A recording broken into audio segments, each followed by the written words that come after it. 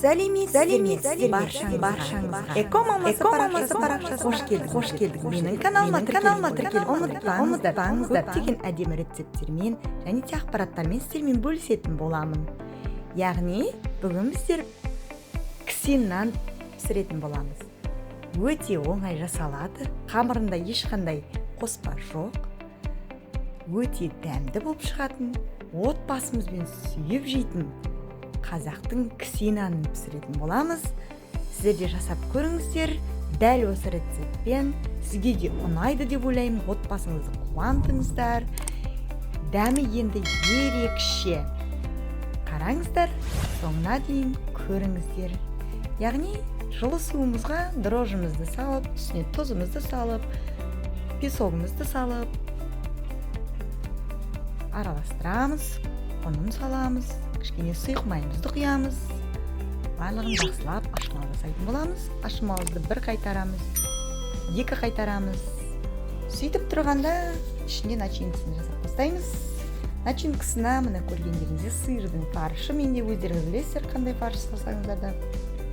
Картоп салдым, пияз салдым, және де дәмдеуіштер саласыздар өздеріңіздің қалауыңыз бойынша. Қандай дәмдеуіш ұнайды, сондай саласыздар. Яғни иісі енді өте керемет, ерекшелігі бар мына жерде. Сіздер құйрық майды қалай турайсыздар? Мен теркадан өткіземін, себебі балдар құйрық майды жемейді, көбісі жемейді. Сол себептен теркадан өткізіп салсаңыздар, ол көрінбейді, білінбейді қалады, ішінде құйрық майдың бары. Яғни дәл осылай мен сияқты қылып өткізіп, жақсылап араластырып, иісі енді мұрын жарып жатыр, сөз жоқ. Жақсылап араластырып қоямыз дайындап. Енді біздің қамырымыз дайын болды. Міне екіге бөлеміз, яғни табаға астыңғы жағына нанымызды кішкене үлкендеу қылып аламыз.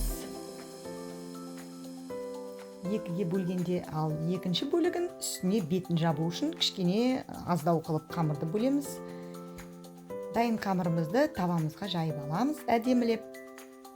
Қараңыздар, ішіне начинкамызды салып жатырмыз.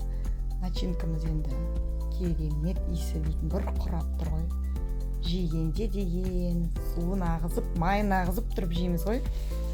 Ендеше үстіңгі қамырын көрдіңіздер, қамыры кішкентайлау болды, себебі беті қалың болып кетпеу үшін кішкене жұқарақ аламыз. Әдемілеп, жан-жақтарын жауып, айналдырып өріп шығамыз. Бізге өте қатты ұнайды. Мен аптасына бір рет болса да осы кісен нанымды жасап тұрамын. Әр жақта әр түрлі айтылады. Кісен нан дейді, бүре дейді. Тағы қалай сіздерде айтылады, комментарийға жазып кетіңіздер. Қай қалада қалай айтылады? Осы кісен нанды қалай айтасыздар? Яғни дәл осылай қылып жасап аламыз. Содан кейін үстінен пышақпен сызып өтеміз. Іздерін салып өтеміз, себебі піскеннен кейін өте оңай кесіледі. Сол кесіп қойған пышақтың ізімен кесіп аласыздар. Үйдің сап-сары жұмыртқасын жағып, сарғайтып әдемілеп қоямыз. Үстін қараңыздар, өте әдемі шығады.